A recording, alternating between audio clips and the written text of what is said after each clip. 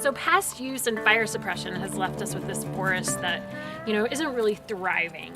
Without fire, natural fires, or without people thinning out the forest, trees grew up in unnaturally dense stands. Trees that are under stress, too many trees there, they're susceptible to bark beetles. But when you have thousands of acres, tens of thousands of acres that are all become vulnerable at once, then that becomes a problem.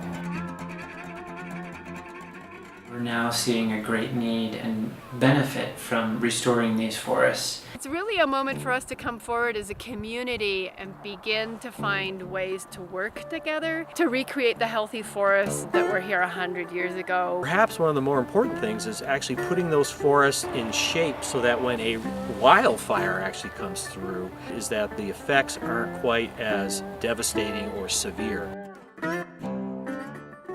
To me, restoring balance is about taking the best science that we have today and learning from the past, incorporating that science.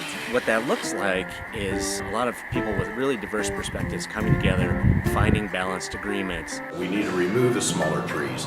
We need to mow the brush, and we need to introduce low-intensity fire back into our forest. And so a healthy and restored forest has trees of different sizes that are well spaced out and not over-competing, and the fuel level is such that it's not going to wipe out the whole forest if a fire comes through. It's going to give us a healthier forest, a fire-resilient forest. That provides clean water, provides jobs in the woods. It's that intersection of environmental goals, social goals, and economic goals. We employ about 140 people regularly at the mill. On any given day, we've got about 20 to 30 truck drivers working full-time to supply the mill with logs, and we've got about 40 loggers working full-time to supply the mill with logs. Not to mention all the truck drivers and everything on the back end. We make a lot of jobs for a lot of people, and I like what I do.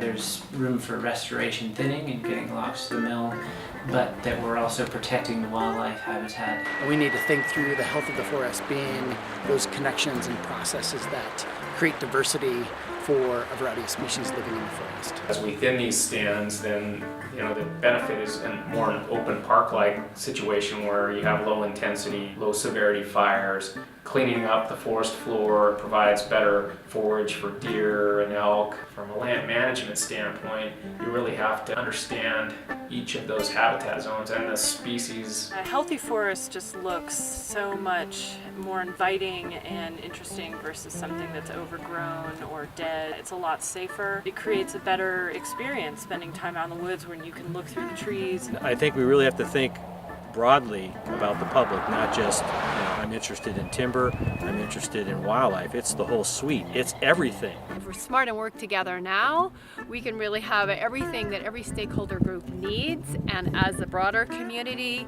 we'll be able to live next to our forests and enjoy them for generations to come.